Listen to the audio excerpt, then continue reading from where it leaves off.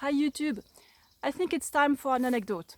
So, I was in Switzerland with my husband and the usual, we are eating our high carb, low fat food, starches, fruit and sugar. And we were sitting at a table and not far from us there was a man that heard that we ate lots of sugar, and he came to us to say that sugar is unhealthy, it's too refined, it causes diseases, it's chemical, da, da, da. So I answered him politely, and I would never have come to this guy to tell him, hey man, your face is looking gray, you smell of cigarettes, obviously what you're doing is unhealthy, why do you keep smoking? I don't do that ever. These people know that smoking isn't healthy. They don't need anyone to tell them. If they ate enough carbs, I think they wouldn't be smashing the drugs that hard. Anyway, I answer him that yes, sugar is refined, but that's fine. I will explain later. And first, I will make a comparison. For example, meat is refined. Dairy products are refined. Let me explain. When people drink milk or eat cheese or dairy products, this is a refined product.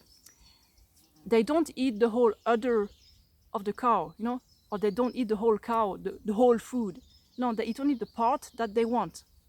In that case, they want protein, they want fat. Okay, that's what they want, so they only have the milk part and not the udder or the whole cow.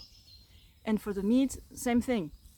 They only want the muscle part. They don't want the bones, the fur, the feathers, the eyes, the brain and the tendons and all that stuff. They only want the muscle part. Okay, that's what they do, and this makes meat a refined product. Of course, there are processed meats that are even more refined, processed. So that's people's choices, not mine. And when I have sugar, I know that it's chemically identical to the glucose and fructose that is found in fruit or starches, in sweet potatoes, in rice and in wheat, or in bananas, in grapes, dates, etc. So when I eat sugar, I only want the saccharose part, the glucose and fructose. I'm not interested in the hard fiber that is found in the sugar cane or in the beetroot.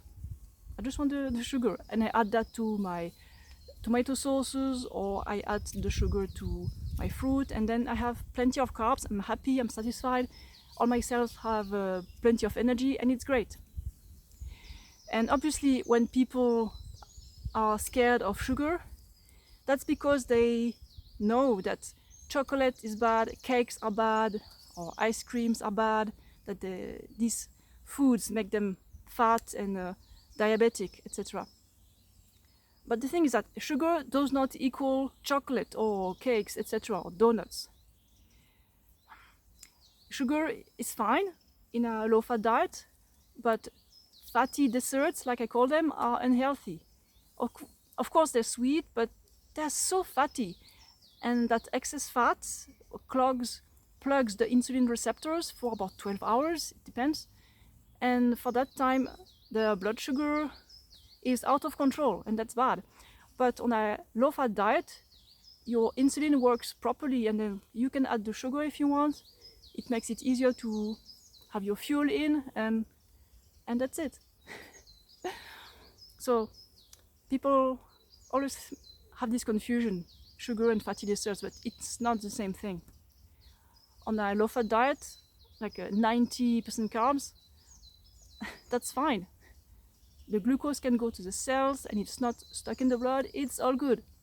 Okay, so that was my anecdote, and always remember, be cool with people that disagree, just smile and show them that you're very happy with this diet, that you're healthy, and if you have made some blood tests, tell people about them, how your glycated hemoglobin or your fasted blood sugar is great and all these other values. You can tell them all of that, relaxed, and just answer people's questions. Don't try to go after them, to try to convince them. It doesn't work. Just try to tell them a few things that could make them think, and that's it. Stay cool. And if you stay cool, then they are less likely to get aggressive.